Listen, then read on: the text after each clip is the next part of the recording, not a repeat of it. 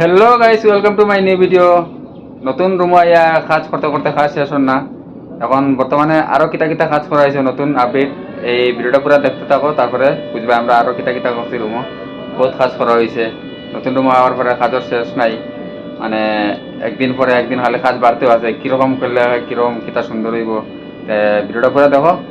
তো গাইস, কয়েকটা cinematic shot লইছি। প্রথমে বিশ্বকর্মা ঠাকুরের সিনেমেটিক শট দেখিলাও, মোটির উপরে লাগাইছি। তারপরে দেখো রুমও ঢুকিয়াও আমরা সামনে তিনটা বিছনার মধ্যে, বিছনা নিচে তোমার সবকিছু মানে কিছু রাখা হইলে দেখা যাইতো না, করে বস্তা কাটিয়ে সুন্দর করে লাগানো হয়েছে টানাইয়া। তারপরে এখানে দরজার কিনারও এক সাইডে দেখো জুতা লাইন ধরে রাখা হয়েছে, সবর জুতা লাকড়ি খুঁড়ি দিয়ে রাখা হয়েছে, লাইন ধরিয়া ডিউটি যাইবার জুতা। হ্যাঁ, এরপরে তোমার ওই দেখো কিরকম সাজাইয়া সুন্দর করে একদম বিছনা লাগানো হয়েছে। আর বস্তাগুলো টানাইয়া মারা হয়েছে যাতে চকির নিচে কিছু রাখলে দেখা যাইতো না। আবার বিছনা সাইডে দেখতে পারা চার্জার বোর্ড লাগাইল আছে, চার্জারির মোবাইল চার্জ দেওয়ার লাগে। আবারও সামনে দিকে দেখতে পারা এটা হইলো রান্না করার, মানে একটা চকি এক্সট্রা রাখা হয়েছে কোনো সময় কিছু বানাইলে। আর তারপরে দেখো এখানে টেবিল, ছোট একটা টেবিল রাখা হয়েছে। টেবিলের উপরে ওইখানে আবার এখানে ঠাকুর রাখা, শিব, তারপরে লক্ষ্মী গণেশ।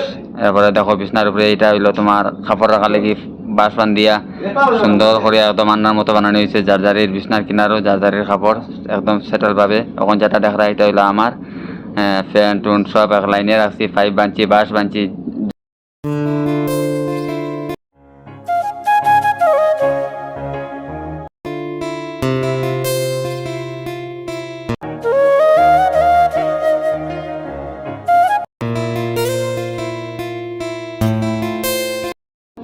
তো ভিডিওটা অতটুকু, যদি ভালো লাগে লাইক কমেন্ট শেয়ার করে দিবা। ধন্যবাদ।